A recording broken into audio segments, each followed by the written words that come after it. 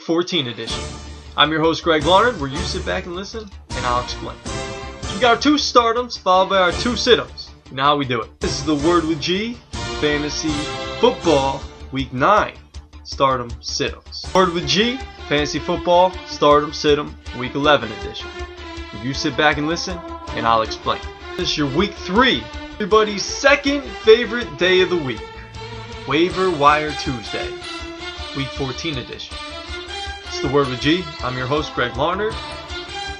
And if you didn't notice, I'm representing the winning number 12 jersey with green and gold. Aaron Rodgers out-dueling Tom Brady on Sunday in the matchup of the top team from the AFC and the top team from the NFC. The top team from the NFC came on green and gold, baby.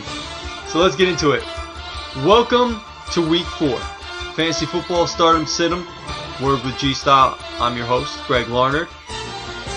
Welcome to the Word with G, Week 5, Fantasy Football Stardom Sit-ups. I'm Greg Larnard. Coming off a day after the Green Bay Packers absolutely dismantled the Minnesota Vikings, sitting here as a Green Bay Packer fan, I could not be happier.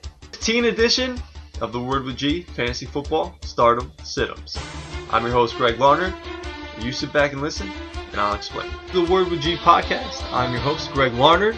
And in case you failed to realize or just didn't notice, Week 7 was my personal bye week, but don't worry, we're back. This is the Week 8 Fantasy Football Stardom Sit-ems, and they've got your 2 Fantasy Football Stardoms and 2 guys you should leave riding the pot. The Week 13 Fantasy Football Tuesday Waiver Wire Pickups Edition. New segment I thought I'd start here as we push towards the playoffs, or as you're pushing towards the poo playoffs in the consolation bracket. Whatever the case may be, we're going to zero in on 4 guys that you should look to go and pick up right now before the waiver wire period ends tomorrow. Of the Word with G podcast, this is your Fantasy Football Stardom Sit-ups, Week 10. I'm your host, Greg Larnard. You sit back and listen, and I'll explain. First off, we got our 2 stardoms and our 2 sit-ups. You know how we do it. It's for 123 yards. If you're doing the math, that would be 21.3 points for you. Start Bobby Rainey. He had 25 carries and 174 yards last week, and the Falcons give up the most fantasy points to running backs. He absolutely killed the Falcons last year as he went off against them with over 30 points. The run is the Jets defense. They've only given up, get this, 35 rushing yards per game to running backs. Now, I don't include the quarterback, just to running backs.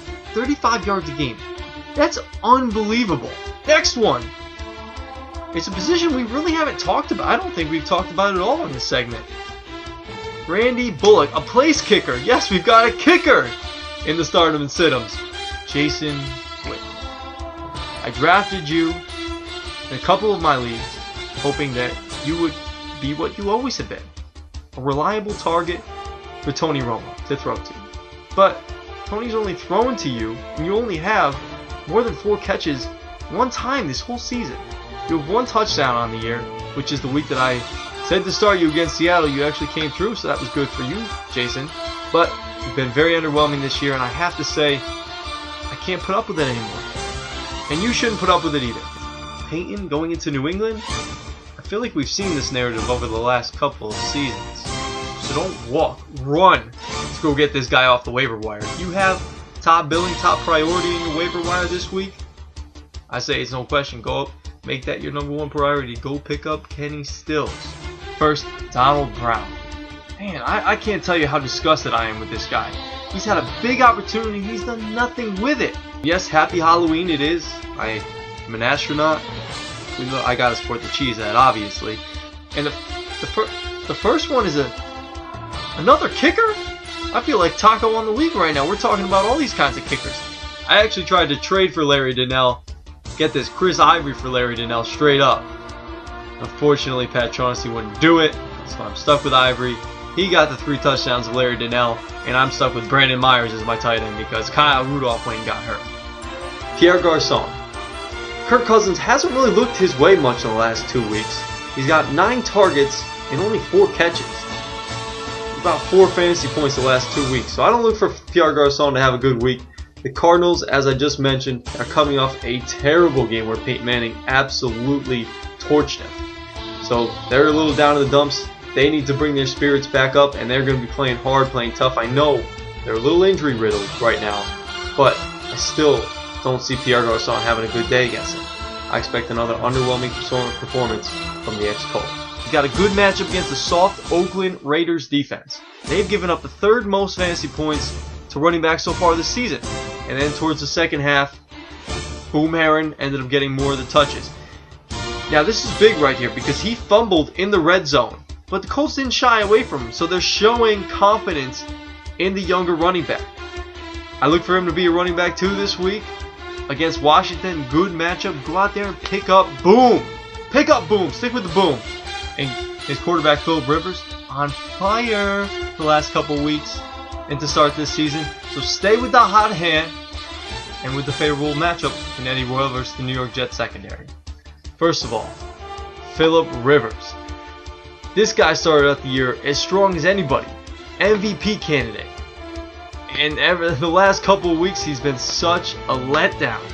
I'm glad right now that I ended up trading with him. Roser, if you're listening, enjoy Phillip Rivers into the playoffs. This first one, we're going to roll two guys into one. We haven't done this yet, but we're going to do it now. Just because I said so. Next, Doug Martin. I know, don't get on me too much. Doug Martin. You got to keep the faith a little bit. Keep the faith with me. Just a little bit. At least for this week. Steven Jackson is our first starter.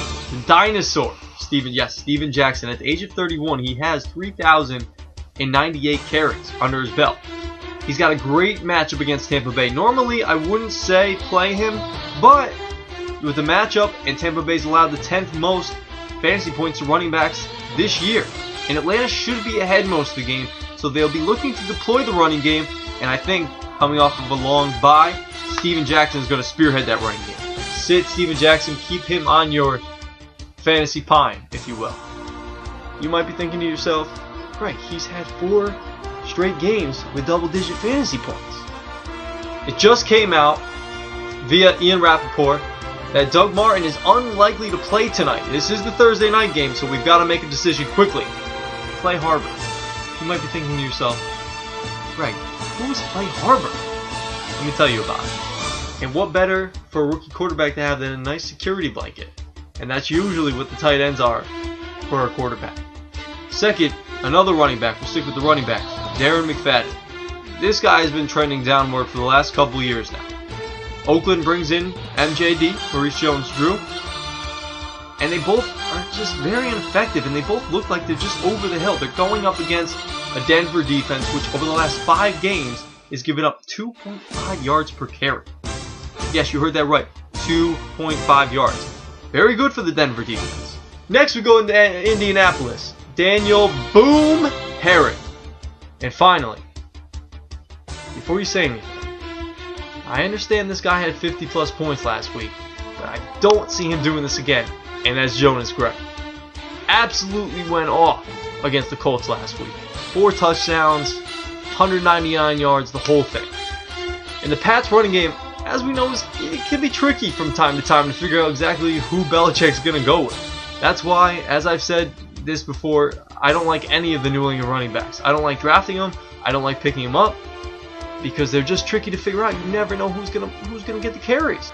Last but not least, we're going to go down to South Florida in Miami, MIA. Jarvis Landry. He's been a sleeper so far, although I don't really think he should be because he's put up double-digit fantasy weeks in the last 4 weeks straight. This has been your Week 8 Fantasy Football Start 'em Sit 'em. I'm Greg Larner for the Word with G podcast, where you'll sit back and listen, and I'll explain. Catch you next time. So this has been the Word with G. This is Waiver Wire Tuesday, the Week 13 edition, as we push towards the playoffs. Good luck. You sit back and listen, and I'll explain. Catch you next time. So this has been your Week 10 Fantasy Football Start 'em Sit 'ems. I'm your host, Greg Larner. You sit back and listen, and I'll explain. Catch you next time. And if you deploy him this week, good luck. This has been your Week 12 Fantasy Football Start 'em Sit 'em Word with G. You sit back and listen, and I'll explain.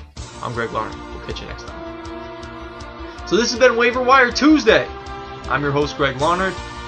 This is the Word with G, Week 14 edition. We'll see you for Start 'em Sit 'ems. Keep it locked here where you sit back and listen, and I'll explain. Catch you next time. So this has been your Week 11 Fantasy Football Stardom Situm. This is The Word with G. I'm Greg Larned. You sit back and listen, and I'll explain. We'll catch you next time.